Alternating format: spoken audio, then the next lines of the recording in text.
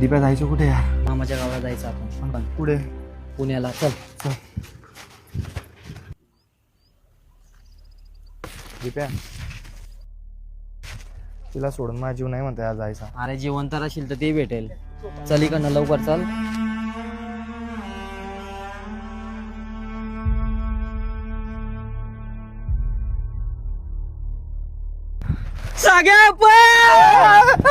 पकडा त्यांना.